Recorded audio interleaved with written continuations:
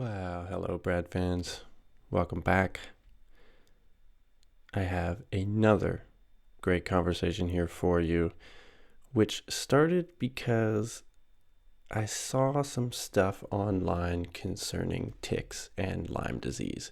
Mainly that some folks out there were claiming, with dubious evidence, I would say, that Lyme disease might have been a bioweapon that got out of the lab, bioweapon created by the US government that got out of the lab. When I was looking at some of the stuff I saw on Twitter, I saw an old friend, Brian Herrin, tweeting about this and basically calling nonsense on some of this stuff. And so I decided to get him on the podcast. He is a veterinary parasitologist at Kansas State University. He's an old friend. We met back when I was doing parasite research. We met at conferences. He's a great guy. We had a really good chat about sort of our mutual interest, passion, whatever you want to call it, of parasites, namely ticks. So I don't know a whole lot about ticks. Wasn't my area of research, but I was really enjoyed speaking with Brian. We talked about ticks, Lyme disease. You may have heard about the disease transmitted by ticks that gives people a meat allergy. We touch on that. We also touch on his how he deals with the occasional incidences of delusional parasitosis that he comes across. So these are people that believe they have a parasite or their home is infested or something like this, and usually they've been brushed aside by a number of medical professionals, and so they end up finding Brian at the diagnostic lab in Kansas State, and they're sending him emails, things like this, just wanting someone to talk to about what they think might be a parasite infection and stuff. So he had some really, really thoughtful answers in terms of, how do we deal with this people and what it means when medical professionals maybe aren't giving people the attention they want. Kind of speaks to some underlying issues, but it was a really, really good chat. And Brian's an incredibly thoughtful and compassionate guy.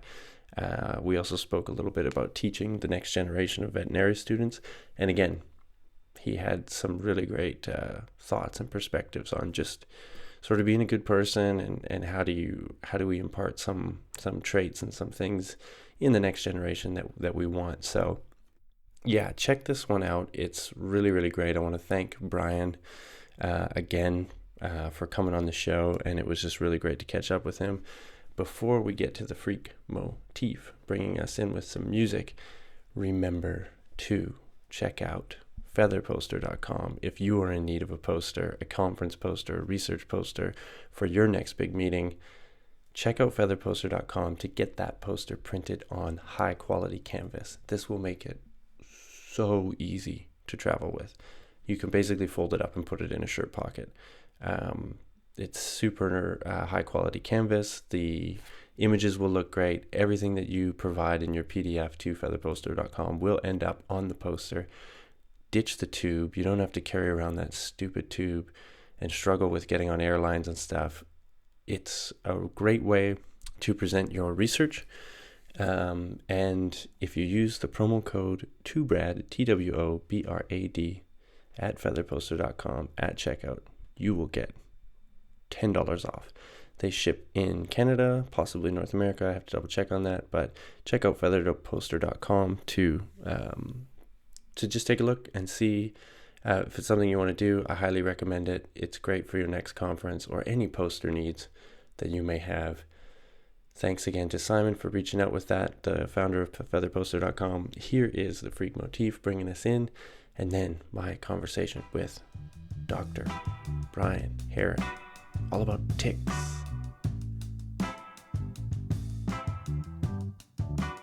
Well, I guess that's this is as good a place as any to really start, because this is how we met too, right? Was at the AAVP meetings back when I was still doing research. But you attended there as because correct me if I'm wrong, but your background is as a vet and as a researcher? Yeah, I started going to the parasite meeting when I was in vet school, I was just working on a few small projects with Dr. Little, but kind of morphed that into doing a PhD at the same time. So um, I kind of did a dual or split DVM PhD. Right. And so your focus was always parasitology. You were always kind of interested in that as well, right? Well, actually, I thought I wanted to be an anatomic pathologist, but when I looked at getting a PhD kind of in that area, it was a lot of reading cancer slides and looking Ugh. at looking at markers and stains and stuff and just reading a bunch of cancer slides. And I thought, well, what if I get a PhD in something I'm really interested in, and then I can go do an anatomic pathology resident, and I won't have to deal with someone's pre-cookie cutter PhD. And Right. then I joined the lab, started working on ticks and tick-borne diseases, and then just thought, you know what, I really actually hate looking at cancer slides, so maybe I just won't ever do that again, and kind of dropped the idea that I was going to be an anatomic pathologist. All right. Well, so then you found your calling in the tick-borne diseases. Yeah, it's a really complex and cool world. There's tons of questions to ask, and I think there's a lot of fun research to be done.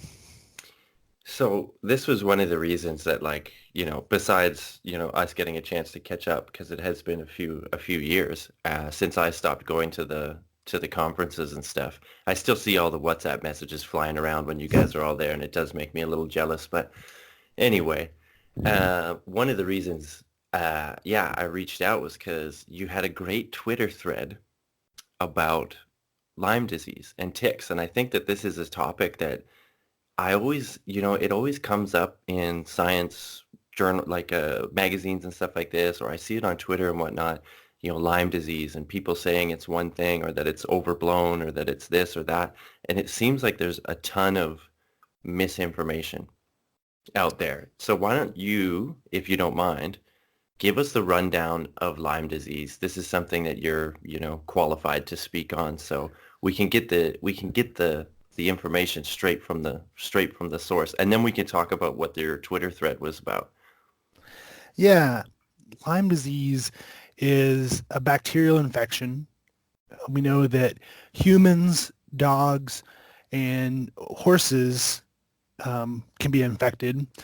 It's an interesting type of bacteria because it's a long spiral-shaped bacteria called a spirochete, really similar to lepto, if you're familiar with other bacteria. And in humans, it tends to migrate around in weird places. It doesn't spend really any time in the blood, but it heads to the joints, seems to have some nervous system effects in humans. So places where the immune system isn't going to really be able to find it. And that's one of the major problems is it's hiding in immunoprotected sites like the joints or nervous system. And then those early manifestations of disease can be pretty low, non-specific.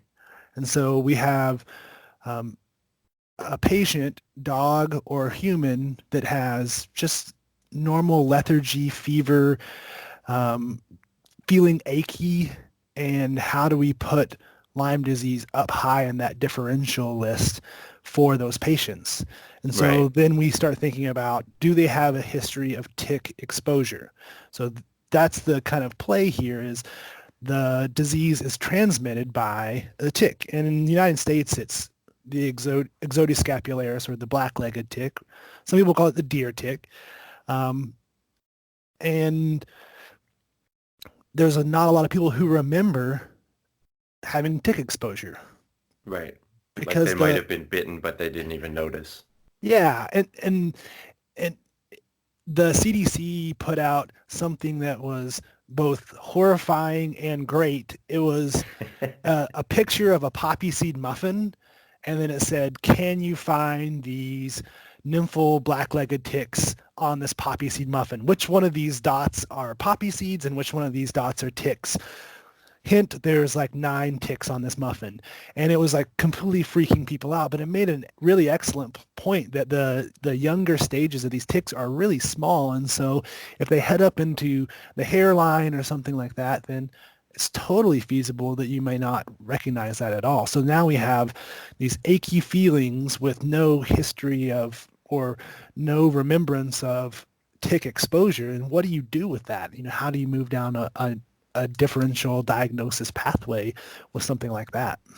Right, like, cause so it's you just general, feeling of blah, right? Yeah. Like you're achy, it could be the flu, it could be, a number of things. So that's the real issue then is that there's probably a lot of people. Well, I guess here's my other question about it is how do we have any idea what sort of like prevalence Lyme disease has in the US, say? Yeah, the CDC has said they get about 30,000 confirmed cases of Lyme disease in humans every year. But 30,000. That's way higher than I was expecting. and here's the kicker, they estimate that there's probably actually 300,000 cases every year because of misdiagnosis, not going to the hospital, all the issues with Right. diagnosing and treating, infections. And so the actual number could be even higher, which is horrifying. Yeah. So, but then how many of these cases like progress beyond, this general sort of bad feeling? Or just like once you get it, are you gonna just kind of feel bad forever? That's another one of those really challenging things. And I guess I'll start off by saying that I am a veterinarian and a PhD researcher. I'm not a human physician. I have not treated any humans. I've not diagnosed any humans. This is the But qualifier. This is the yeah, qualifier. uh-huh. But the bacteria is responsive to antibiotics. So there's a class of antibiotics that are extremely effective against it, and some people get the treatment and they seem to move forward with their life. There seems to be another group that the treatment goes well, they feel fine, but every now and then they'll wake up on a Saturday morning and it's like, oh man, I'm so achy, I just can't get out of bed this morning. And they may have kind of recurring problems. And then there's the final group that even after treatment, they still continue to have some forms of muscle pain, neurologic problems, whatever the kind of symptoms are that are they're not responsive to antibiotics in that there may not be active bacteria in there anymore, but there's some damage that's been done and Mm, we don't know what to do at that point, right? right. Because have they switched the immune system to instead of attacking the bacteria, it attacks itself. So is this now an immune system problem? We don't know all of the ways in which it messes with the body. And so there are people that they hurt and I feel very bad for them. And they may want to get more and more rounds of antibiotics and it's likely not helpful. Hmm. What can we do for those people, those patients at that point? And so that's where we're at now is, the diagnosis can be tricky. And so delaying the diagnosis is problematic and leads to longer term issues. But then even when you treat, someone may still hurt. And then what do we do with a hurting person, for Hmm. the rest of their life? And that's the hard part is we may not even be needing to treat for Lyme anymore. We just need to treat for pain. And how do we manage that? Right. Or it could be like inflammation or something like this. There's some kind of tissue damage that's been done. Yeah, exactly. Crazy. Yeah, and I mean that sucks, especially like I mean and this is one of the things you hear about a lot with Lyme like horror stories, right? When I'm looking into this, I obviously here's another qualifier. Twitter's not the best place to to do your research, but there's a lot of anecdotal stories out there of yeah, people that are just sort of lost, right? Like they're like, I feel this, my doctor doesn't believe me, like all this kind of stuff. And it sounds like it's it's just really tricky to identify and then make sure like that the treatment has worked or that it hasn't caused something else. So I can see the frustration that would be going on with some of these people. Yeah, and that's a major concern in general is, removing that empathy and trying to say you're testing negative, or I don't think you're going to respond to antibiotics any longer, but what can we do to help make your quality of life better? How can we address some of these things just to keep you mobile and moving and up and doing things during the day, um, and not seeking out risky treatments and scary things, so trying to maintain that bridge where they're still seeking sound medical advice. And unfortunately, when you've been shunned or told you're crazy or silly or lazy or whatever it is by doctors, you start to think, well, no one's going to listen to me. And I found this cure-all thing on Twitter that saved someone's life, and so I'm going to start doing that too. Then that's where we get Yeah, to risky things. And so how do we maintain that empathy or that relationship in which there's still open communication about what's going on? right, right. Yeah, super tricky. Like, and the numbers that you put out there, like 30, was it 30,000 you said?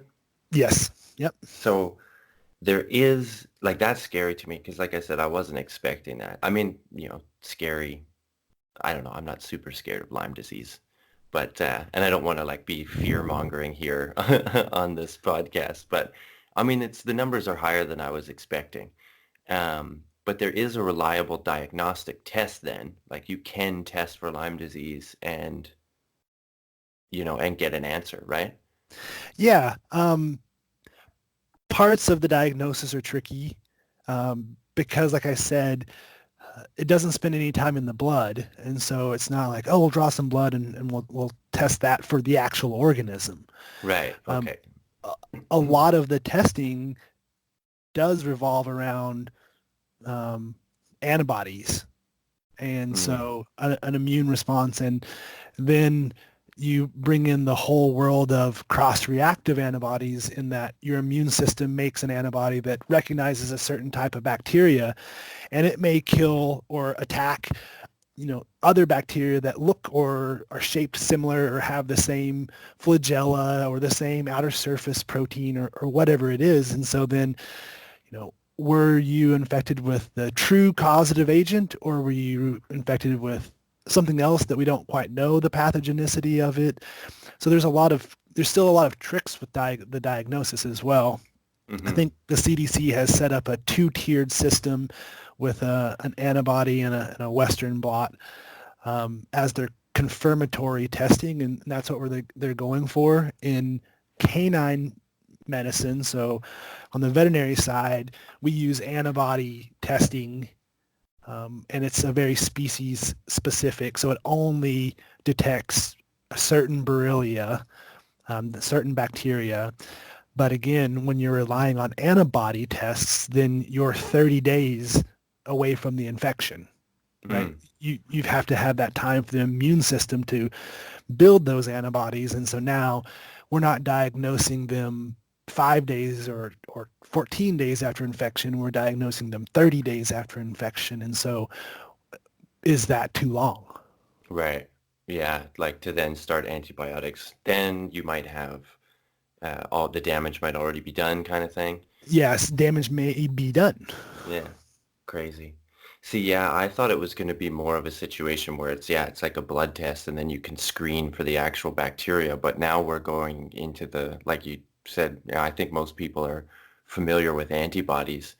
So, we can look at that, but that's not very specific, really, in terms of like there's a lot of different bacteria that could cause the same reaction or similar bacteria or something like this. So this is again probably leads to why the numbers are a little, we think it's this, but it could be as high as this, which is slightly concerning. Exactly. Yeah. And so there's big pushes all the time to improve the diagnostic assays, to improve vaccines. So in veterinary medicine, we have vaccines for dogs, and we would consider that a risk-based vaccine, as in you would dogs in areas where we know the disease exists or high likelihood, outdoor dogs, they're spending time, hunting or playing, hiking, whatever it is. Hmm. Those dogs would be, good candidates for the vaccine. Unfortunately, on the human side, on the equine side, we don't have vaccines. And so there's a massive push to get vaccines out, but there's kind of a double-edged sword there because the community that's very vocal about having a vaccine um, may be vocal about how that vaccine comes out. And so the reason why there's not a human vaccine is it was pulled from the market because the company kept getting sued. Hmm. And people were reporting that they would get arthritis-like symptoms, achy joints, whatever it is, post-vaccination. And so they were saying, basically, I'm getting this similar signs as actually having Lyme disease.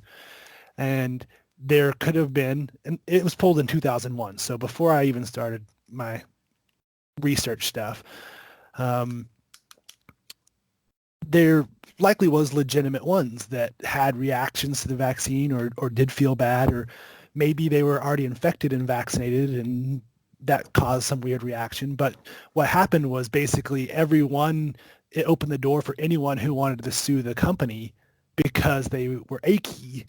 And when you have a courtroom and you say, here's this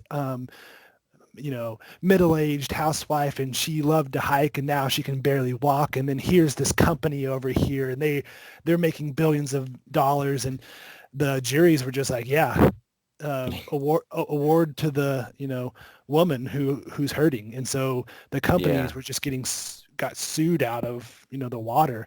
So there's a scare that if they ever brought a vaccine, that would happen again. Right. Yeah.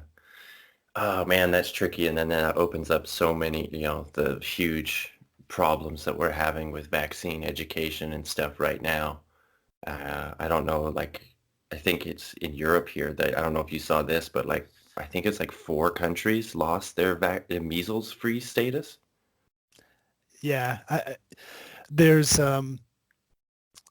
a, a lack of understanding of a lot of things Hmm.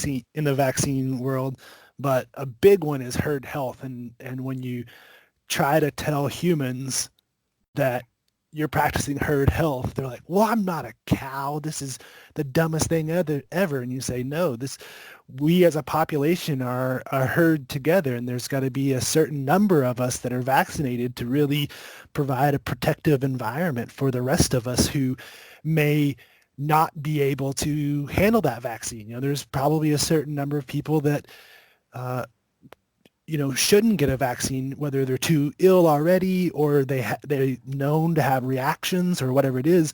But the rest of us having being vaccinated provides a protective kind of cover for everyone. And so, it doesn't take much to lose that protective cover, and then you have outbreaks or um, lose measles-free status just because you know half dozen people elected not to be vaccinated when we Hmm. really need, for certain diseases, we need 90% of the people to be vaccinated. So even Right. dropping down to 85% can be devastating.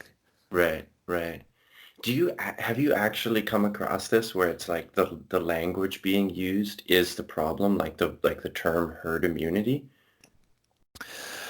I've only had that once in my younger rowdier days. I would try to engage with with anti-vaxxers on platforms like Facebook, which maybe not the smartest decision. And I found that if I ever said herd health, it it was a really great call for them to be like, exactly, everyone's a sheeple, everyone's just doing what they're told. And so I really try to stray away from saying herd health just because it really lends into their argument that we're mindless creatures doing what we're told and going through the chute and being vaccinated Right. without our consent or whatever it is. Right, right. Yeah, I mean, that's an interesting thing, like it just speaks to how much language is important when you're trying to, you know, explain these things. But I mean, we've talked about this, a lot on this podcast about what do you do about this kind of situation and, the whole business of science communication or whatever. And I mean, obviously, I don't have any answers. I'm not expecting us to figure it out right now, but that's an interesting one that I never really would have picked up on. And I think that's really the hard part of science communication is that our goal is to distill down very complex things into something that's more manageable, Hmm. um, without losing the essence of all the important factors. And so that can be in itself be really difficult. Um, and then are we still communicating at a level that's appropriate?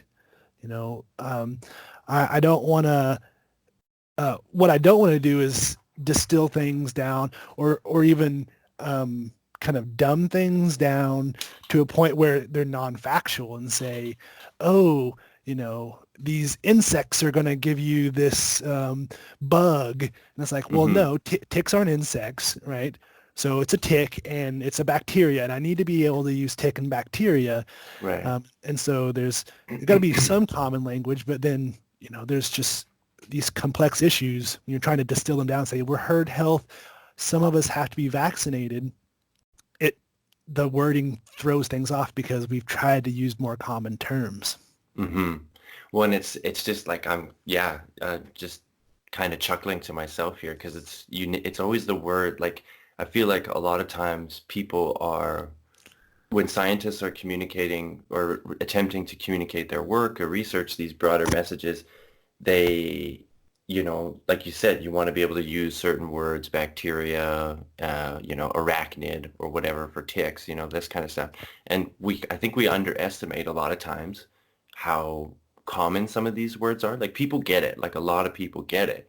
But then, it's the one that you would never expect. It's using the term herd health. You'd never expect that would be the one that gets hung up or gets people hung up on it. But I guess it goes to show, you learn something by arguing with people on Facebook. Yeah, I learned what not to do, maybe. Well, it's exactly it. And I would say too, it is kind of like, you know, I think it's a noble pursuit getting out there into the fray and trying to provide some factual information. I don't know if it does anything, but, and it's probably harmful for your own mental health after a while being in some of those Facebook groups or Twitter forums or whatever. But I applaud you, Brian. Good Yeah. job. Well, and I guess trying to provide a level of science, but also, figuring out how we can all be talking on the same level because a lot of, we'll say, people who have don't want to vaccinate their children, they feel like they've done a lot of research, but they're still making a really emotional decision. Hmm. And so, how do we how do we as scientists not dismiss their emotions as well and say, I hear your fears about these vaccines, Right. but here let's talk about what's what's in them or how we give them or whatever it is so that you better understand. And I think that's one of the things is some people are just scared and a tiny bit of information can go a long way. Um, a little story to that, this spring I had a lady come in and she was pregnant and she found a tick on herself here in Kansas. She thought that she was going to get Lyme disease, and she thought that she was going to abort her baby, and she was freaked out. Mm-hmm. And she had tried to take the tick to a doctor and the public health department, and no one would really look at it, and she was super stressed. And I said, sure, I'll take a look at it. And I looked at it and I said, this is a male Lone Star tick. It does transmit diseases to humans. And you can look at the CDC website on ehrlichiosis. I think you found this tick and I think you pulled it off, and I'm not that worried. If you start to feel achy or weird in the next 2 weeks, you should certainly go see your doctor and Mm-hmm. talk to them about that. I'll take pictures of the tick today. I'll write a little thing about it. I'll send you the CDC link. But I think your major problem currently is you haven't slept good in 2 days because you've been stressed out about this. And the response when with something like that, where there's some information given, there's an acknowledgement of that stress level or emotional feeling, and then but still being very factual. Right. It, I even said this tick does transmit diseases to humans, but the scare level had gone down because now she was informed. And Mm-hmm. I think that's a lot of where my interest in communication is acknowledging feelings, also being very factual so that informed people, they can be worried about risks and say, man, ticks and tick-borne diseases, they can be bad. Maybe we should put some tick preventives on before we go hiking. That level of scared. Maybe after we hike, we look for ticks on our bodies. That level of scared, but not supremely staying up all night worrying about ticks and tick-borne diseases scared. And so a little bit of information, I think, can help with that. Mm-hmm. I think that's a really great point, is that it's like acknowledging the emotion behind these decisions, and it's fear, right? And then what's a good remedy for fear of the unknown or fear of something, like, well, getting that information, understanding what actually the risks are. I mean, that makes a lot of sense. And you kind of feel for someone that's gone through the whole medical process and no one's listening, and it takes, they're coming to you, like, and just like you said, you're not a clinician, you're not a physician, you're a tick expert, so it's a good thing that she found you. But it's like, for it to get to that point, I think that also kind of speaks a bit to a failure on the medical system sometimes, from you know I mean, I know they're busy, and like physicians can be swamped with all sorts of stuff, and people are always coming into them, I'm sure, being like, I got this crazy thing, I for sure have, this or whatever. But you know at the end of the day, that's their job. Yeah, and I know that when people find my name or seek me out, that I'm not first on the list. I'm Yeah, I'm an exactly. I'm a nobody parasitologist in the middle of Kansas, just kind of doing my thing. And so if they've gotten to me, then they've talked to multiple people and they didn't get something from that interaction. And so Hmm.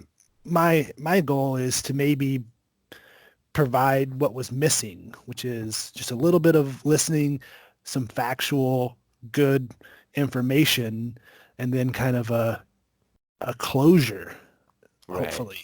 Or at least like a direction to go, right? Like, go to this website, this is where you can read up on stuff. But I think that's you're dead on, that it's like they just want somebody to listen. Yeah. They want somebody to take them seriously. And having, a professional in this area acknowledge that, yes, you're not crazy for being concerned about ticks. You should be concerned about ticks. But how concerned? Let me, bring you down or walk you back from a ledge and be like, concerned? Yes. Ready to, not sleeping for 7 days because you're so worried? Not so much. Yeah. And I took K-State had a course that was like mental first aid. Um, and I really liked how they set it up. They said, basically, if you're Red Cross CPR certified or first aid certified, you should be also mental health. first aid certified in that Mm. you're not trying to provide any services. If you're doing first aid, you're doing CPR, you're just trying to keep that person going to the point where you can get them to the hands of trained professionals. Right. And one of the things that the instructor said was mental illness is basically when your thoughts or feelings, whatever it is, cause you to make significant deviations or changes in your life. And so, I mean, stress is a big one. You're not sleeping for 3 days because you're stressed out. You likely need to talk to someone about that. And you're not crazy, you're not wacko or whatever it is. A lot of the emails I get are say, first off, I'm not crazy, you know, but I have parasites in my house. And I say, no, I don't think you're crazy, but it's clear to me that the level of stress that this is causing you is negatively impacting your life. And it's Hmm. causing you to make significant changes to your daily routine. Most people don't rub bleach water on their skin, you know, Right. and that's unsafe. And so we need to talk about a way to get you that stress level down so that you're not doing unsafe daily practices. And that may include talking to someone with a better skill set than I have on counseling or de-escalation. But it's acknowledging, I don't think you're crazy, but this is affecting your life in a negative Hmm. way. And we need to, you need to talk to someone about that. Right. Yeah. Yeah. It's tricky. I mean, I guess it's a tricky situation. I guess would you have ever guessed, like, when you were starting your vet degree or your parasitology degree, that you would be fielding these kind of calls from people? They always talk about it and joke about it. So I did know they exist. It's delusional parasitosis or Ekbom syndrome. And you hear a lot of people, they're like, do not engage. They are, you know, they're just troublemakers. They're going to take up way too much of your time. Your appointment is research, teaching, diagnostics, not fielding calls from random people about, non-existent parasites. They're just going to keep engaging you. They're going to keep bothering you. It's going to be a massive waste of your time. Hmm. And there was a Twitter thread that was pretty similar. Someone said, I'm new in getting these cases of delusional parasitosis. Anyone have any tips? And there was several people who said, don't engage. It's not worth your time. But mine is I'm not seeking them out. I'm not trying to, add more things to my day, but I rarely have people contact me more than once.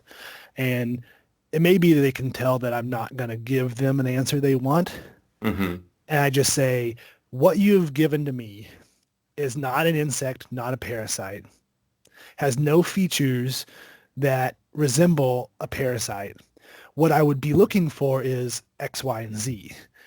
Here's maybe a picture of what I would be looking for. And what you submitted is not that. But we need to talk about if I thought my home had uh, fleas, well, I would want to put all my pets on a very effective flea preventive. And Hmm. so you should speak to your veterinarian about a flea preventive that would work for you.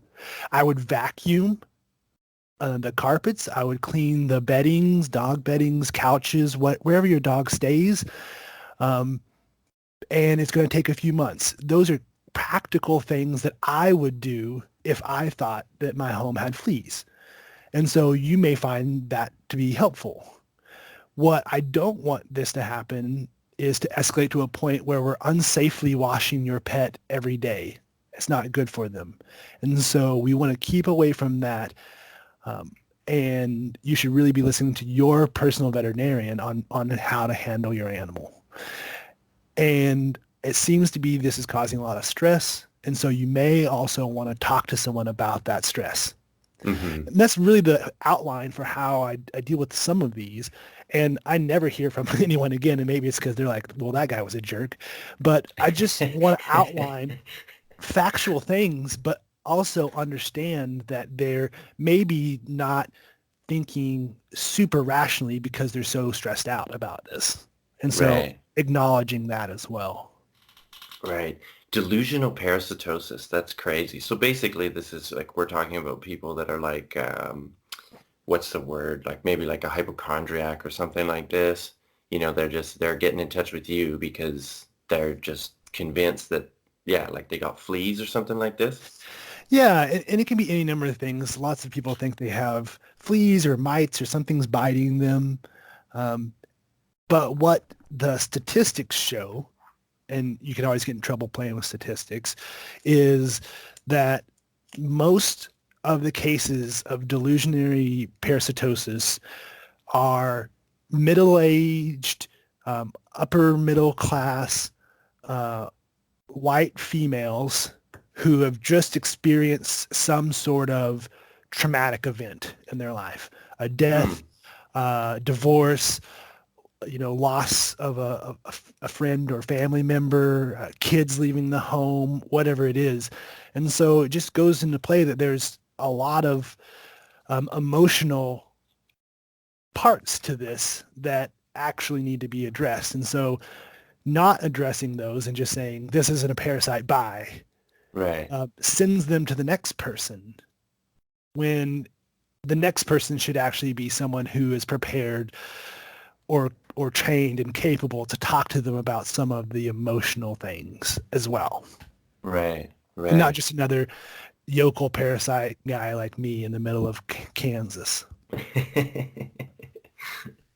Yeah, don't downplay yourself too much, Brian. I think you're doing a great job out here.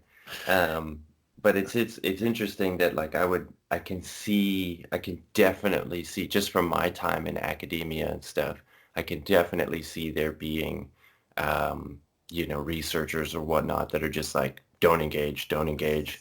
They're just gonna keep coming back with more questions, like they don't want an answer, right? Like they don't want a resolution, which kind of speaks to some of the emotional stuff that might be going on. It's like this is a way for them to just like, I don't know, redirect whatever other emotions they're feeling.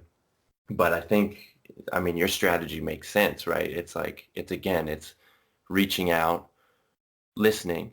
So giving them the time of day, not just like shuffling them across, but then also kind of at the end slipping in that but you should talk to somebody else about, your stress level or whatever else it is and sort of directing them towards the place where they might actually get more of a resolution. Yeah, I tried to work with our counseling group just to make sure that what I was putting out there was going to be helpful. I just didn't want my messages to be harmful and push them further, because giving giving credibility and saying, "Oh yeah, wow, okay, you do have parasites," that can be harmful because now they have um, a medical professional who's given validity to their what's happening, and so Mm-hmm. you have to be careful and you acknowledge and understand what they're feeling, but you can't feed into it. You want to try to direct them in a helpful manner. And so Right. I had our counseling group look at it just to make sure that how we were interacting was positive. Mm-hmm. Man, that's like you've put some thought into it, which is, yeah, really great. Have you ever had a situation where there was like someone came to you and you were like, oh shit, like this might actually be something?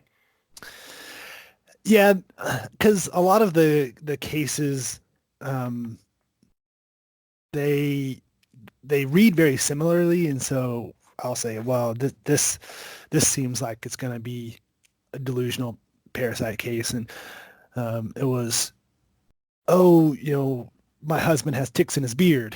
I was like, oh, okay, well, and they've been there for weeks now, and I think, okay, well, this is right down the road of something that isn't real.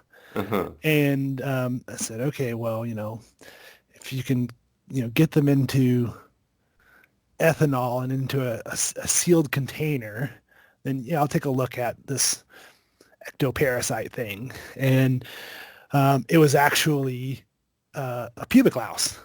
And Oh, we almost never see them anymore. especially Uh, not on beards.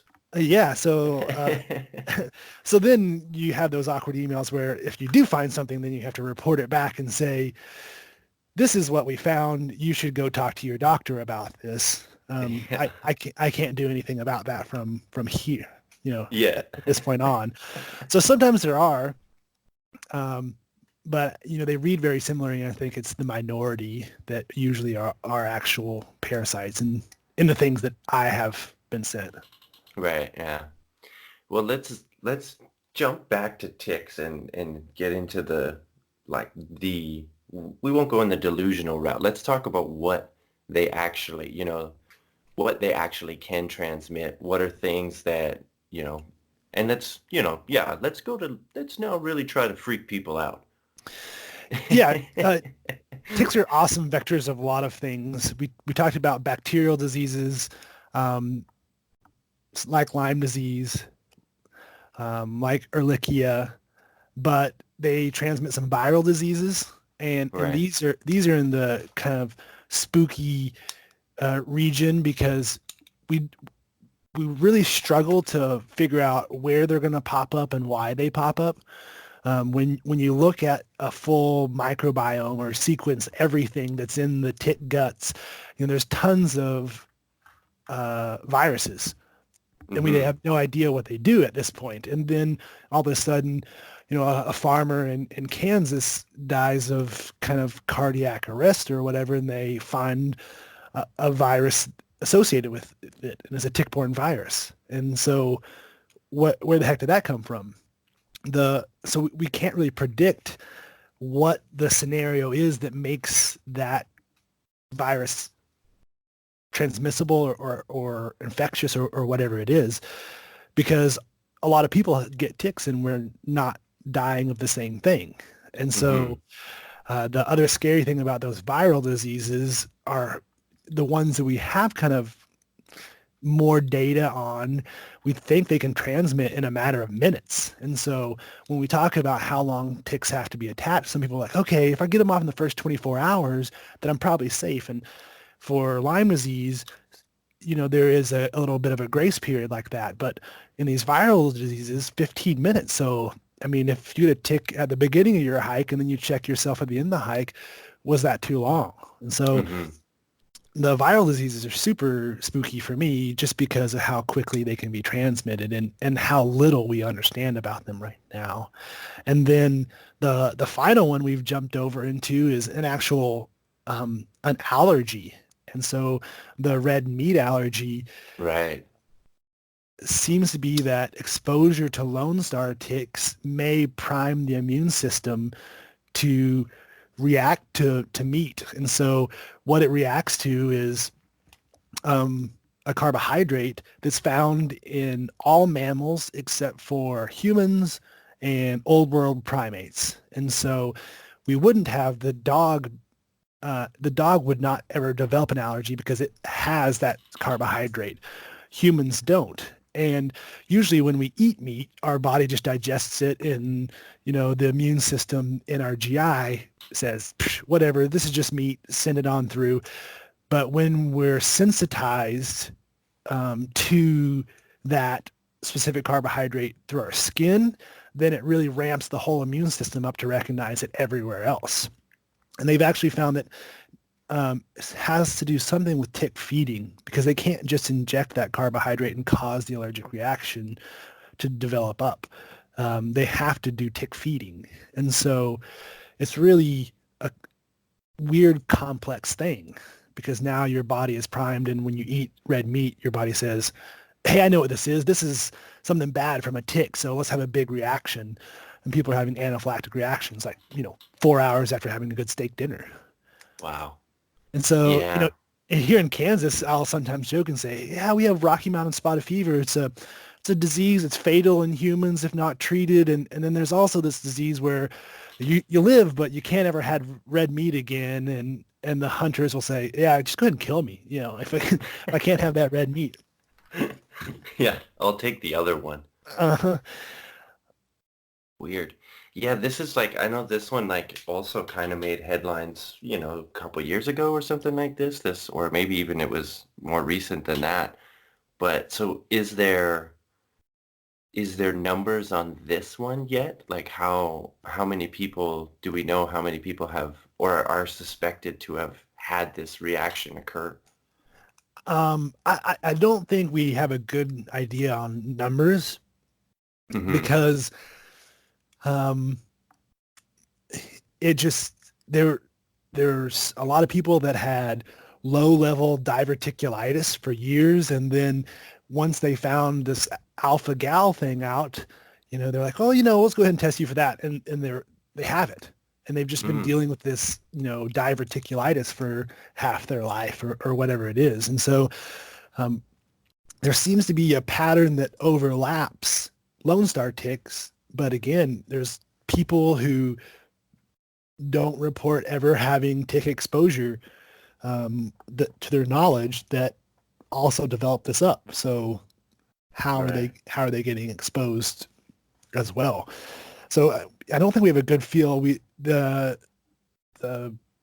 medical community does have a good diagnostic assay, so they can detect it, and then they're working on sensitization so you can step people back down um, to eventually have a life of red meat again. But right now, I think their number of cases are growing, and they're just trying to learn more and more about it.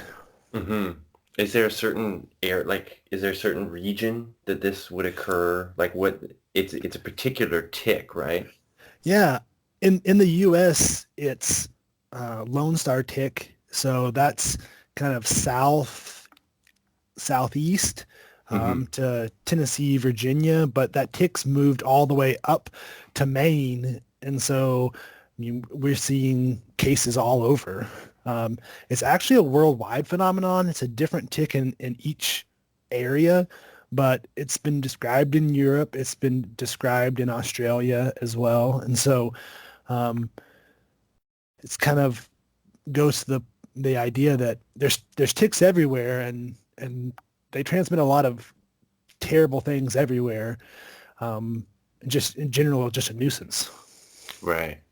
Yeah, that's so crazy. And I mean, like the diagnostic thing, teasing it out like, diverticulitis, that's a gut, like you kind of have like a scent like IBD similar kind of thing, right? Yeah, and Yeah. and the initial cases, they report were hard to diagnose because people were having anaphylactic reactions at midnight, and it's a delayed onset anaphylactic reaction. You eat your steak dinner at 6 p.m. and everything's good, and you go home and you shower and you head to bed, and you wake up in the night and you're feeling dizzy, and you look at yourself in the bathroom mirror and you black out, type Yeah. of things. And so it was hard to associate one to one because they would go, well, what did you do right before you felt dizzy? And I was like, well, I put on my face facial cream for the night. And I was like, okay, well, we'll see if it was that. And then, oh, I had a a beer. Okay, we'll see if it's that. And stepping all the way back down to what did you have at dinner Mm-hmm. 6 hours before you blacked out. Right. And so I think the initial finding was pretty challenging just because of the delay on it too. Right. And then if you're, like you said, like if you already have like some kind of a stomach issue, and you start to have, you wouldn't necessarily jump right to, oh, you got this weird meat allergy from a tick. Yep, exactly. So the other interesting thing to me about this one is that it's something to do with the tick feeding, right? Like that you couldn't just be exposed to this carbohydrate and then, develop the allergy. So there's some sort of, would you suspect that it's like the immune system is coupling the two, like it's noticing, tick saliva or something like that, and then along with this carbohydrate, and then it's sort of the immune system associates the two. I know this is like similar to people who have like type 1 diabetes. They think that you can, basically your immune system can see one thing and then it's closely looks like another thing. And so it makes this association and then starts like attacking your pancreas or something. Do Yeah. you figure it's maybe something along the same lines or still too early to even know? So I would say too early to exactly know, but I would definitely guess that it has something to do with the linkages. One of the, many things that make ticks very cool is its saliva. And they make all kinds of different saliva. They don't take in water. They make a special kind of spit that wicks water from the air. They, What? yeah, so they make, yeah, they do weird things. They also make really specialized spit for when they're feeding. And that has anticoagulants in it, has anti-inflammatories in it. Um, and so there's just a wide variety of proteins that are expressed during feeding. So you have this big macroscopic thing. Their mouth parts are stuck into the skin, which would be similar to getting like a splinter. And Right. so the immune system should be recognizing that and saying, "Oh my God, you have something big in your, skin." But because of their ability to express these proteins, they can really downregulate that immune response. Um, Definitely plays a role in transmitting pathogens, but then also could play a role in this as well, because then when you remove that tick, you remove the constant source of immunoregulators. And Mm-hmm. now your body's like, oh man, that's bad. So if you've ever noticed, you pull a tick and then you get a big red bump afterwards, because if you let them stay on, they'll keep immunosuppressing that local area and it won't be as much of a reaction usually. But once it's gone, then the immune system's like, hey, do you guys know there's a bunch of proteins in here that aren't supposed to be here? We should go clean that up. And you get a big reaction. And so it easily could be that combination of, when the tick's removed, the immune system says, hey, let's go ahead and clean this up, and let's also recognize that any of these proteins that are left over in here, they're from a tick or something weird. And so we should remember that and attack it next time. Right.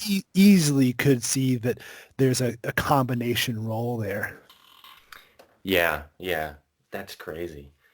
So now you got me fascinated by tick spit.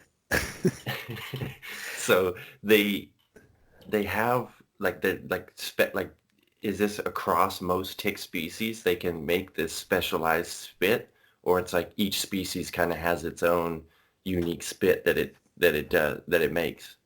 Each species definitely has its own spit of, jumble of things that it needs to live, but they all do very similar things in that they need to uh, not dehydrate. And that's one of the big things. They dehydrate pretty easily Hmm.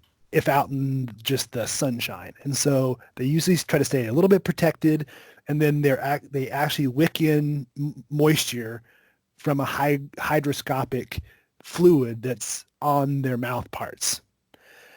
So Ugh. that's one of the tick spits. And then they have tick spits for when they're feeding, and we know that they express a variety of different proteins from early feeding to late feeding that changes. And so cool tick spit there that has all these immunoregulators and anticoagulants and things like that.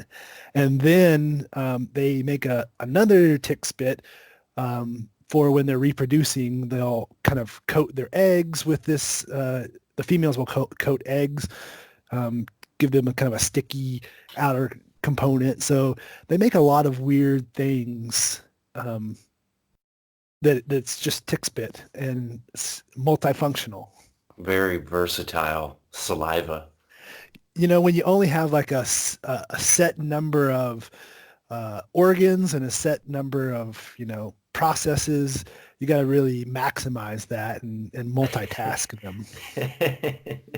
No doubt.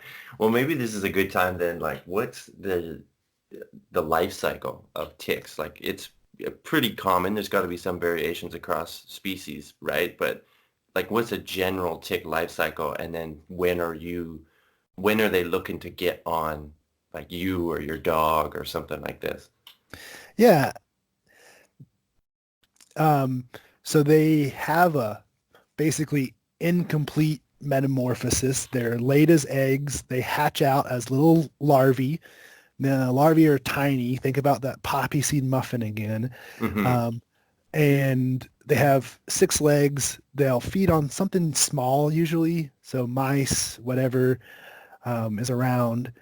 After taking that blood meal, which is probably 3 days long-ish, they'll drop off that host um, and molt.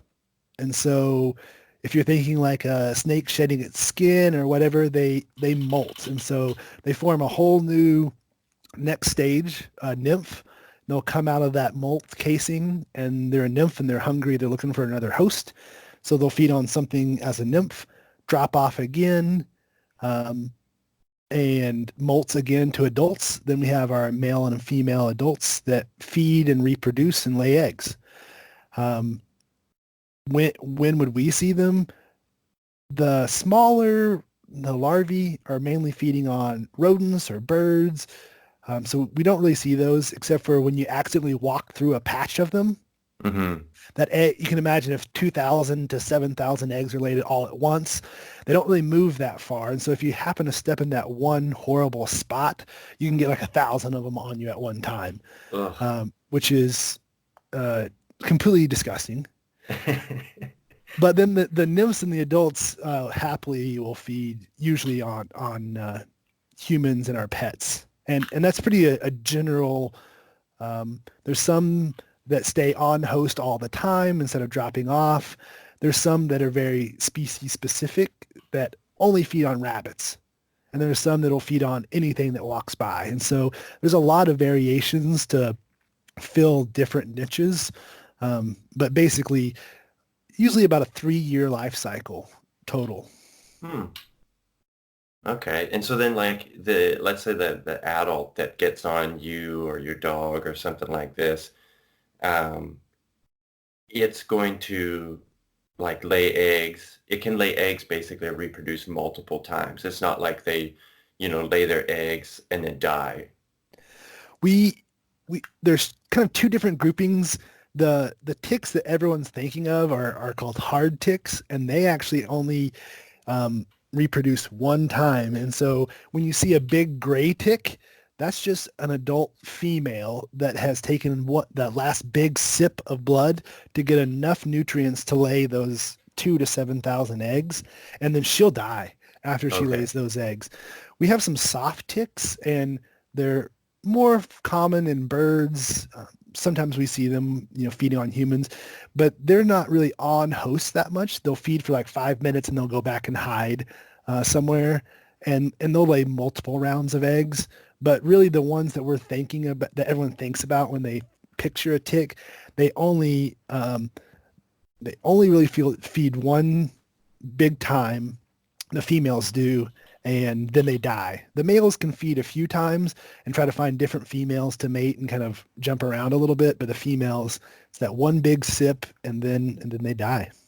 Hmm.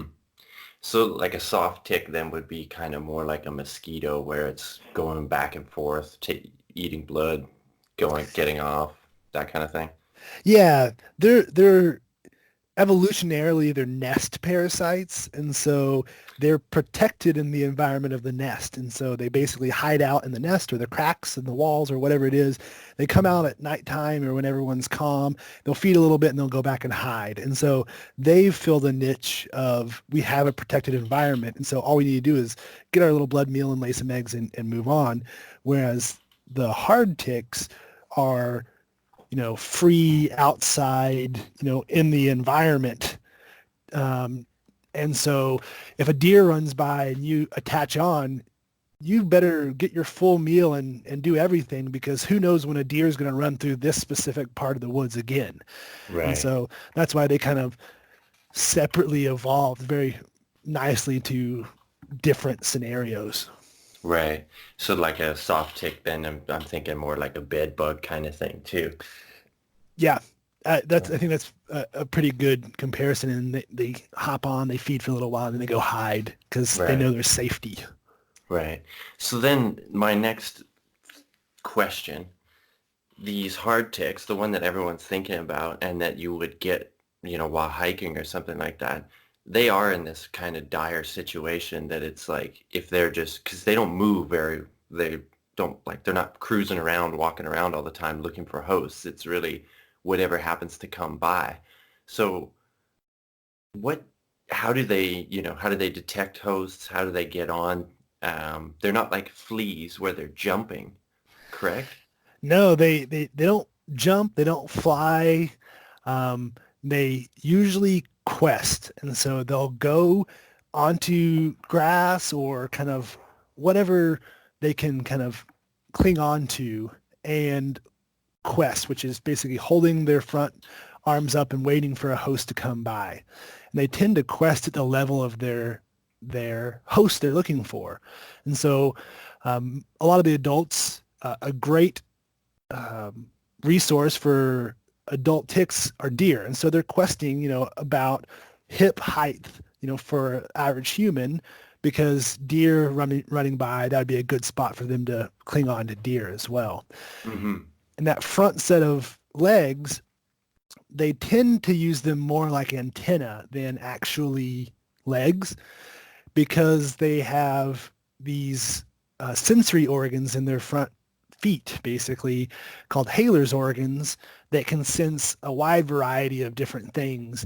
And some are pretty basic, rudimentary, but there's some that are more hunting ticks, like the Lone Star tick in the U.S., that they can actually sense carbon dioxide, and they will actively try to go towards that source of carbon dioxide, getting that if they're sensing it and they're going towards the gradient, that may be an animal that's exhaling, and they can kind of go towards where that is.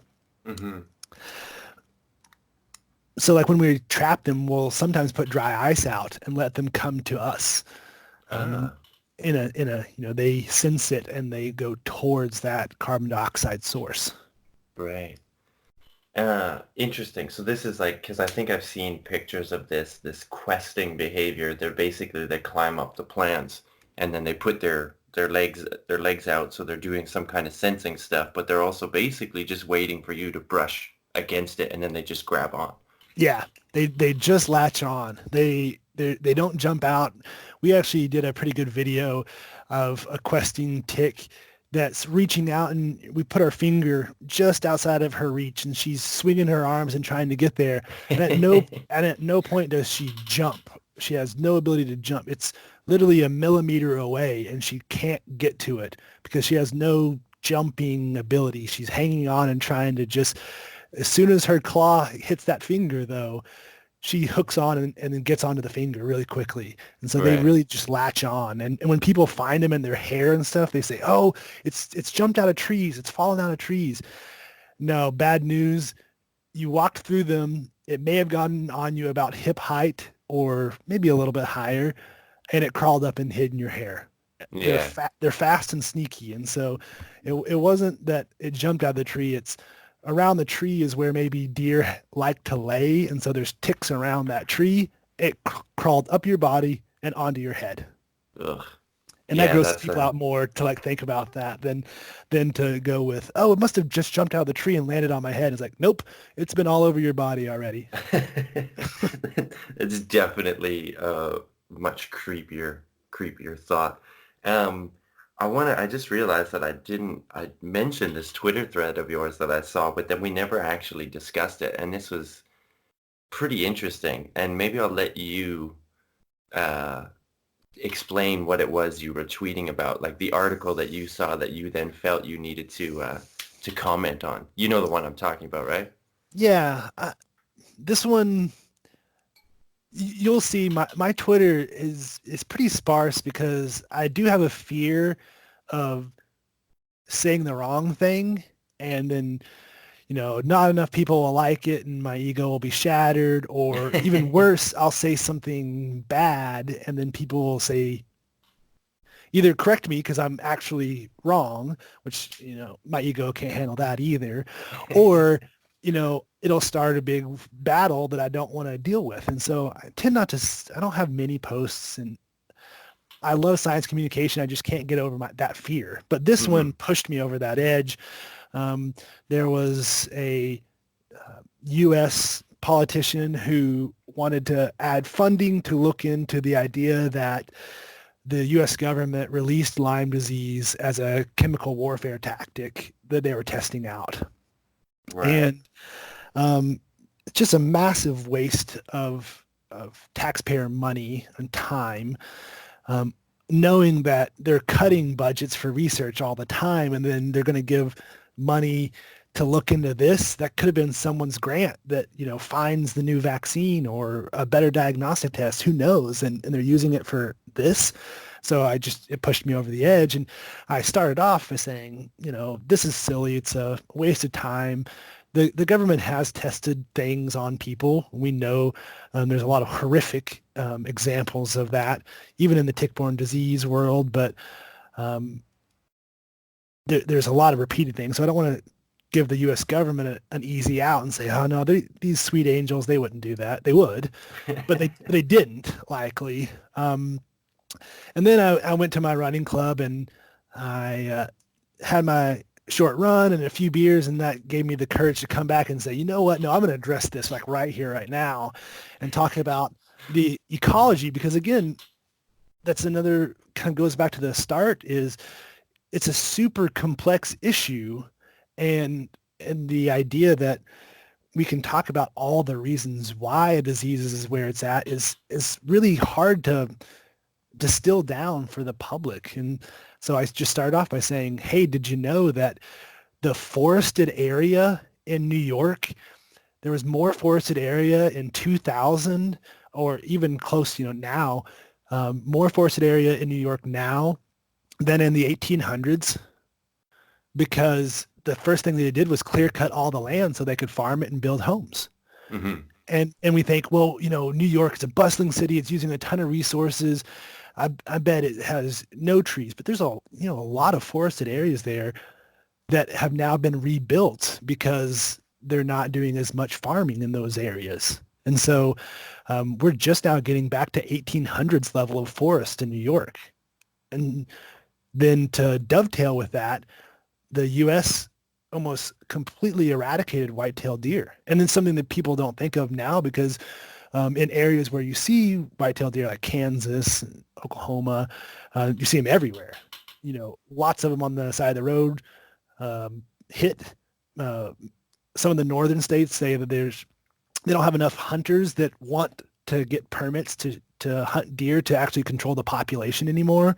They've reached that critical limit where without doing something themselves, they wouldn't be able to keep the population stable. It would just keep expanding because there's not enough hunters that want to do that anymore. So it's like Hmm. deer are a problem now, and no one can imagine the idea that there was a time when there was almost zero white-tailed deer. And so there was reports of the very last white-tailed deer in Georgia. And it's like, how does that even happen?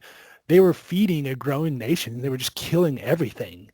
And so you've removed the forested areas and the major reproductive host, the deer. That's where the male and female ticks get the majority of their blood meal is on those deer.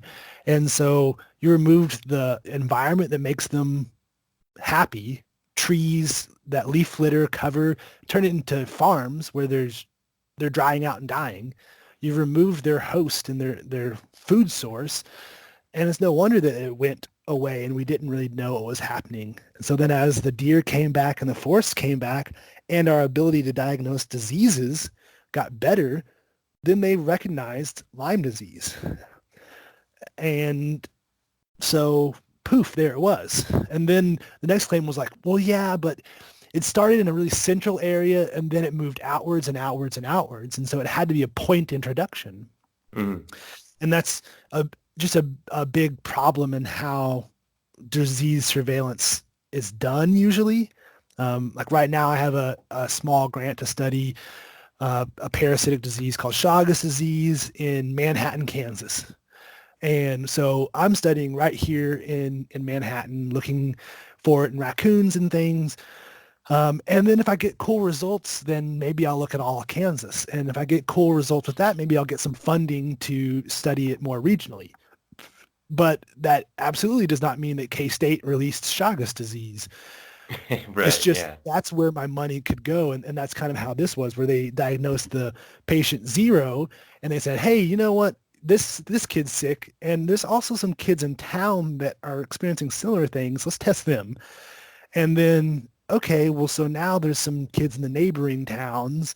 Let's test them. And so it did work its way outwards, but it's not, has nothing to do with an introduction of the disease. It's just how we could surveil the disease or set up the surveillance system. Right. It's just you're just following the clues, right? Yeah. And then it's of course it's going to look linear or like it's spreading out from one thing when that's just the way you're looking at it. Um, so you're going to go on the record and say, although the government would do crazy experiment things, you don't think that this is a case of that at all. Yeah, I think in this case, it's a no. But again, the government definitely would do testing. It seems their testing has been more direct at this point, rather than just to drop some ticks out in the woods. But you know, Yeah. I have a general distrust of the government anyway. But even with that, I don't think they're involved in this one. Yeah, I was actually really surprised when I saw this because I mean the article that you were referencing and that sort of sent you on the path to do what I thought was a really great Twitter thread actually too, um, was in Gizmodo, which is like, you know, pretty popular, you know, sciencey news um, publication. But there's also a a book that was just written by a journalist that's alleging the same thing. And I was looking at, you know, I think it was Stat News, which is another medical news publication, science, you know, magazine. And they had their book list, like great summer science nonfiction books to read.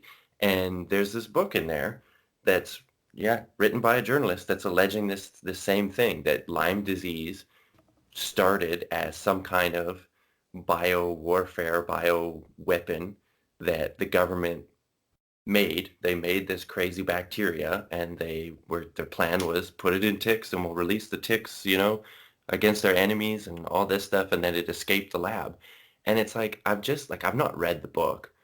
I don't even remember the title. We won't promote the title of it, Yeah. but just in listening to like, you know, you talk about it and, you know, a few other sort of interviews and whatnot that I've seen kind of surrounding it, it's like there's no direct evidence whatsoever for this. And this person who made this book is just like, even I think there's quotes of them saying, you know, like, I don't really have the direct evidence, but there's a bunch of things that make me think. And it's just like, you're just like, really? Like, we got bigger problems. I think in your Twitter thread there, you said something like it's like looking for Sasquatch when you know there's a serial killer on the loose. Like, what are we doing here? Yeah, and I think there's actually direct evidence that it wasn't the government. You know, we have museum samples from the 1800s of mice that are the reservoir for the bacteria. So white-footed mouse, Paramyscus leucopus, and they were positive in the 1800s. And Right. so then the bacteria or similar bacteria are found worldwide. So we have multiple introductions with different tick vectors, so not even the same tick throughout the world, is a pretty big stretch. And I think if you're looking to tag the government as the evil overlords and address some of the wrongs they've done, your time is much better spent in looking up and researching and trying to figure out ways to repair the damage they have done for some pretty gross things like the Tuskegee experiment or uh, Mm-hmm. the testing they did do on pacifists and Seventh-day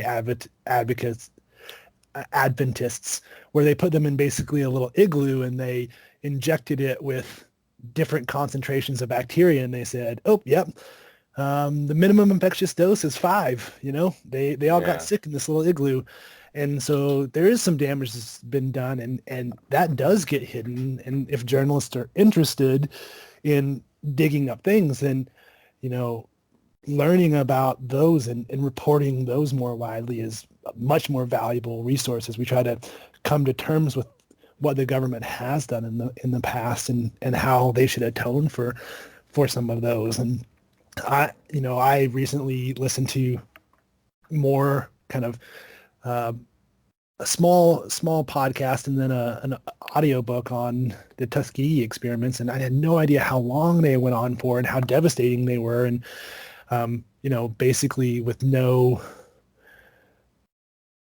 um, consequences. And so I think there are times when wrongs have been committed and people are utilizing these resources completely incorrectly and following this Lyme disease thing when getting the word out about some of the stuff that has happened and how we can move forward from those would be much better.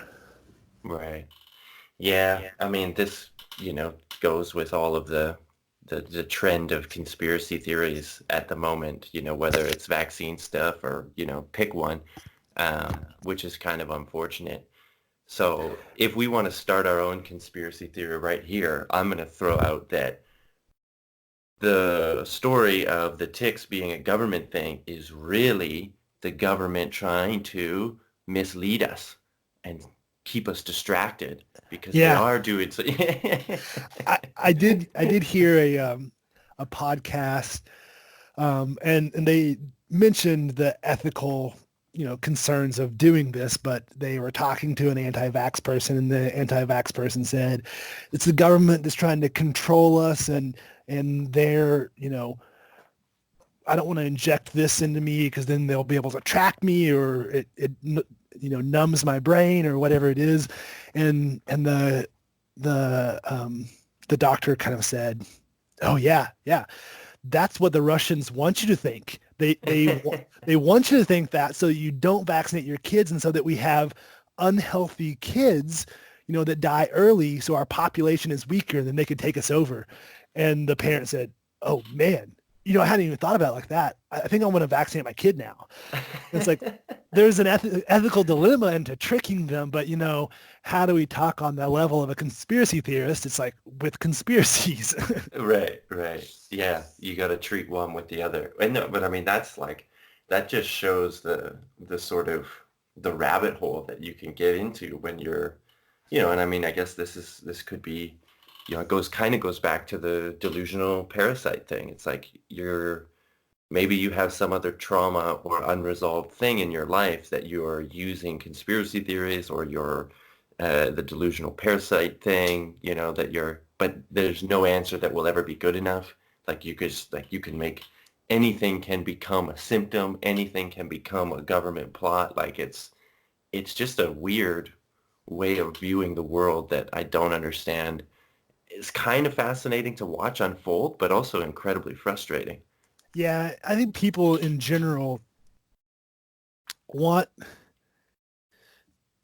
they want to be told that they're doing the right thing, but they want to be told they're doing the right thing whenever they're doing whatever they want to. And I always joke, even in vet med, that I have um, a lot of veterinarians, they want not a formula, but they're looking for advice. And if a tick's attached, what do I do next? And kind of a step ladder of here's some things to do. And they want some concrete information. And so I can't just go out and say, "Oh, just do whatever you want to." They want some real factual things they should do. But then when I tell them those things, okay, well, I would do A, B, and C. If that's not what they do, then the next response is, "Well, I can't do that," or, "Well, we do this. Is this okay too?" And so it's probably a human nature thing where we we want some structure, but we also want to be told that what we're doing is the correct thing. And so then looking outside of that, or you know, fielding outside opinions is really tough to do. And I would put myself on that block as well. You know, I don't communicate on Twitter that much because I'm afraid that someone's going to call me out and say, no, you're wrong. And then I have to come to grips that, I'm incorrect and I need to fix that deficit by learning more things, Mm-hmm. and so I think we're all fall prey to that. It's just what level, you know, how far down the rabbit hole are we? Right. Yeah, well, and how willing are you to course correct or Yeah. self-reflect and that kind of thing? And I appreciate your honesty and feel like I don't want to put my thoughts out there because if I am wrong, then I'm gonna have to, you Then you have know, to do something about it. Yeah. yeah, yeah. And then I think about, me doing this podcast and I'm just like, I'm usually assuming that I'm wrong about most things and I'm still out here just blabbing away about it. Maybe I should take a page from your book and tone it down, but then I wouldn't have the listeners wouldn't have all this great content, you know? Yeah, and I think, everyone has their level of comfort. I think you are in the realm of trying to make sense of chaotic things in the world and science, and being as thoughtful and candid as you can, and not espousing hardcore, beliefs or anything like that that could radically change things. You're just like, oh, this seems reasonable, that based on the evidence. And I think, if more people had that time to self-reflect and say, oh, that sounds interesting, maybe I should try it that way. Or how do we incorporate that self-reflecting in our education so that they are doing that or learn how to do that? Hmm. Yeah, I mean, like critical thinking or self-reflection or something, like it's almost like these are skills that you sort of have to learn, right? Like no one's really that good at it. And like, I think I agree with what you were saying too, that it's probably kind of just a bit of human nature that we sort of have to fight against this idea of like, I don't want to be wrong or I want to, know that what I'm doing is right. So yeah, maybe this is something, I mean, I don't know. Wasn't really expecting the conversation to go down that way, but it's interesting. And I don't know. What do you think? How do you feel when because are you teaching undergrads at the moment? I teach veterinary students. Ah, okay. And so I teach in the second year. They've made it through a really difficult first year. And we have to remember that vet students they're extremely, extremely good at course learning. They're Mm-hmm. incredible. The amount of information that they can handle and process, and um, you can make fun of it for memorize, regurgitate, but they're good at it, right? And they're learning along the way. But one of the things that they're not good at is being wrong. Mm. They're used to making good grades, and they're used to being right a lot and knowing things. And it's hard to make it a safe space where you say, hey, I want to ask a bunch of questions in here. And personally, me, I don't actually care if you're right or wrong. I'm going to ask you, I'm going to have you think about it. And then when you say what you think's right, then we'll talk about um, how that fits in, and what the correct answer would be. But I personally don't care, but it freaks them out. And I get all kinds of student evaluations. They're like, I am so nervous in your class because you ask 4 questions in the middle of a 50-minute lecture. I can't even think. I can't learn. My brain is shut down because I'm so scared. And I really think you're so scared of not answering a question wrong for no points, with no animal's life on the line, in front of me and some other people in the class that probably are going to get it wrong too. What's your level of scare when, if you get it wrong, there's a dead animal involved, or, Mm-hmm. there's higher consequence? What's if you're wrong in front of the patient, the client? And so just trying to normalize the idea that we are wrong, and just think about, you know, why did we answer that? What were you thinking when you answered that? Oh, it was just a guess. Okay, cool. Or, oh, I thought it was this disease because it had A, B, and C. And it's like, yeah, you're right. It did have A, B, and C. It was lacking some of these other features. So that's why the correct answer is something else. And so just trying to have self-reflection so that being wrong is not a big issue. Right. Well, and this is like, I mean, I imagine that there's probably similar attitudes or, feelings in this regard with like veterinary students and medical students. And it's like, well, we should really, yeah, like the focus should be not on these kids that are going out and then going to be, dealing with these stressful situations, and whether it's with animals or people, having a little more, humility and understanding, but also like for their own sake, right? Like you said, like if they're so anxious that they can't get things wrong or something like that, you're not going to be able to perform your job very well. But do you think that like it's a symptom, like a new symptom, like has veterinary students always been this way? Because you hear a lot about like the younger generation and how they're super anxious and crazy and can't be wrong and have never been told they're wrong and, all this stuff. Like, do you see that a lot? Like, do you think that's a problem, or is this something that just all old people, and as we get older, we're going to continue to look at the younger generations and be like, oh my God, they're terrible. Yeah, I think some of it is um, just older generations not understanding how to connect. Um, I think some of those soft skills are trying to be reincorporated from the beginning of like kindergarten. How do you do self-reflection? How do you teach compassion, early on in school versus a standardized learning of like reading, writing, and some math.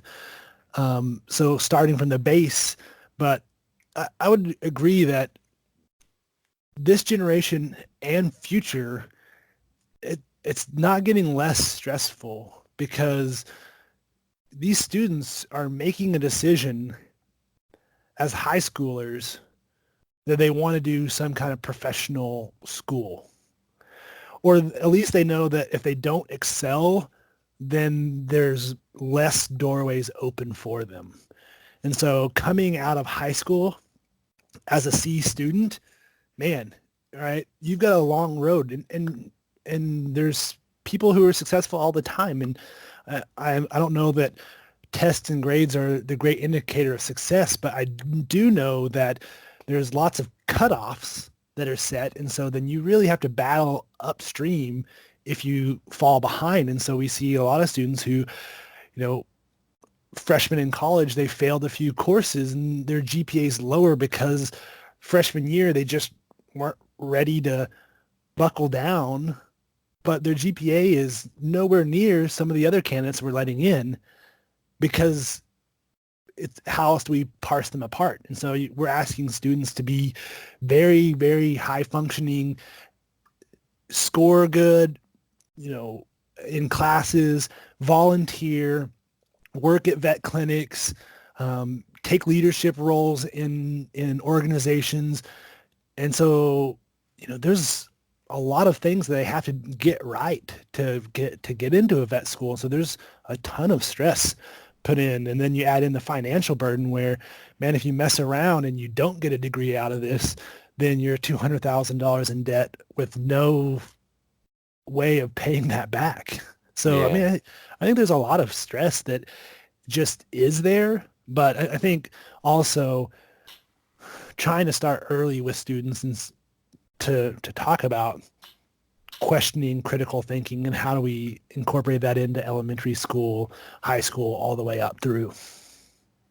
Yeah. Yeah. Well, again, you're coming out with a very thoughtful answer. I'm loving it. I'm glad that you're the guy in there doing this. Um, I don't think my students like it because they think I'm specifically torturing them. But well, you're there to be their teacher, not their friend, right? So, yeah, um, yeah, well, this has been a great conversation. I'm really loving it. I think we should do this again. But before I let you go, I've gotten your information, your expertise on science communication, on ticks, on tick diseases, now on educational philosophy, I have to ask about your expertise in the cocktail game. I know you're a big fan of cocktails. What are you working on? What's your favorite? Where did this all come about? Like, is it just you've always just enjoyed this? Because I see some of the concoctions that you make. So, Yeah, I don't know where it came from, but um, I really just like to play around with them and try different flavors. And I, I didn't have, I don't think it's going to make much sense um, because I spent a lot of money on ingredients anyway. But I didn't, in my mind, I didn't have money for a really expensive bottle of whatever the alcohol was, but I could take a mid-priced one and make a really good cocktail with it just by changing the flavors and adding things to it. And so then I didn't have to have a $200 bottle of whiskey. I could get a $20 bottle of whiskey and then, $15 worth of ingredients, and I can make some really awesome cocktails. And so I loved playing around with that. Still do. I make a lot of bitters, which are like flavorings for cocktails. So right now, the bitters that's going on right now is lime and hibiscus. mm, So it's good for like margaritas, kind of lighter drinks, still feeling that summertime vibe.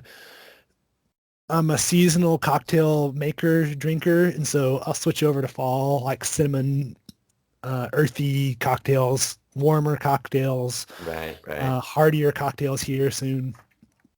Um, but my favorite thing to do is just to take the old fashioned and then just make all kinds of different versions of an old fashioned. It's such a classic cocktail, minimal ingredients, and you can do a lot with just adding different flavors to it. So what's the basis of an old fashioned? So really just um, whiskey and some simple syrup. Some places, then it's like variations on a theme. Some people like orange in there. Some people like cherries muddled in the bottom. Bitters are added usually. And so it's just kind of basically a way to tone down the whiskey with a little bit of a sugar.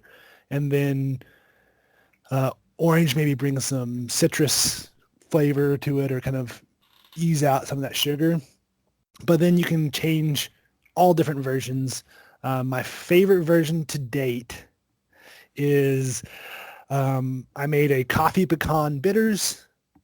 I made a basically pecan maple syrup, simple syrup, and then a coffee whiskey, and it was like a breakfast cocktail. So, Ooh, or think pecan pie and coffee like as a dessert type of thing.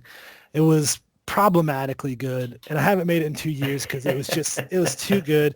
I joked with my partner that I I said this is how I could accidentally start drinking for breakfast every day, and she was like accidentally, and I was like oh, that's just so good, I didn't mean to. And so then it went off rotation for a year or so, but I think I'm going to bring it back this winter. It's just probably one of my favorite versions of the old fashioned I've ever made.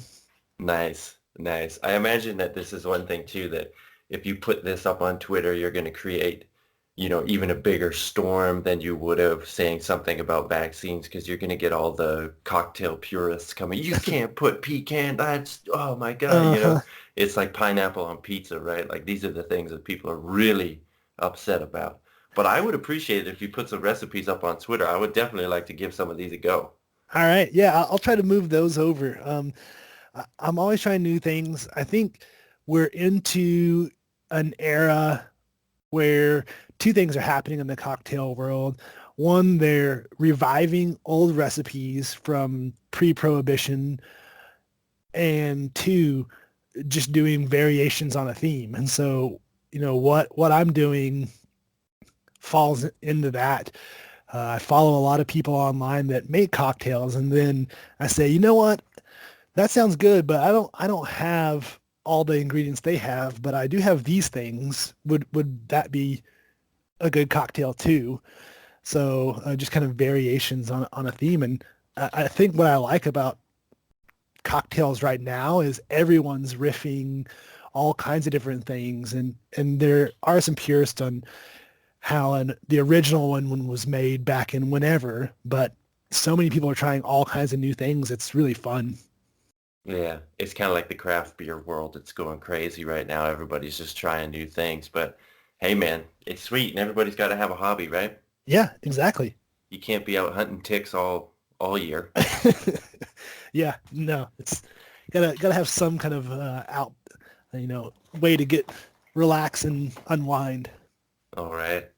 All right, man. Well, I'll let you go. Maybe I'll enjoy a cocktail here in Germany. It's cocktail hour for me. I think you've got a couple hours yet to go where you are, but Yeah, is it's Saturday. You there can start early. right on, man. Is there any parting words, maybe advice for pet owners, for people avoiding ticks, what to do with a tick? Do you have a website that for your research or something, your Twitter, if you want to throw out anything like that, go for it. Let people know where to get some information. Yeah, for ticks and your pets, I'm on team. Every pet needs to be on an effective preventive every month, all year round. The tick that transmits Lyme disease, it's the adult one's going to be peaking here in October and November. We find it all through the winter. I mean, everyone thinks that ticks are a summertime issue. They think, oh, mosquitoes and things, and ticks are out as well. Ticks are actually a year-round issue, and so I'm all about protecting yourself year-round. So doing tick checks when you're out in the woods, using a preventive, trying to just make reasonable precautions to protect yourself and your pet. So I'm all about the year-round protection. In fact, the study that I have going right now is an equine tick study. And the website's just equineticks.org. And we've received a sample submission once a week since last October. Made it all the way through the winter, everything. We got ticks, at least one tick every week since I started last October. Wow. So it really is a year-round thing. And I think that's where people get into trouble is they think about it in the summertime, and then they may kind of lapse on it in their fall hiking or whatever, and it's still a risk for sure. Right. All right. So check yourself, get your pets on something. Those are really just kind of common sense. Do what you can sort of pieces of advice. Yeah. And yeah, we won't put your email out there so that solicit a bunch of people that think they might have some kind of crazy disease. I won't do that to you. But if you want to tell people your Twitter, we can do that maybe. Yeah, I have been using my Twitter more and more. I'm really using it as as the science social media for me. Whereas like my Instagram was more cocktails and personal life. But my Twitter handle is just Brian Herrin 24. Yeah. All right, cool. And well, man, it's mainly going to be science unless you super persuade me that you need a few cocktail recipes. I may push a few over there just to help you out a little bit. All right, man. Well, I could get in touch offline and get some cocktail recipes, but I just want to say thanks for taking the time. Thanks for the chat. It was really great. If you're down to it, we should do it again. That sounds great. I always love catching up with you. It was fun chat. So anytime you want to chat, I'm happy to. Right on, dude. All right.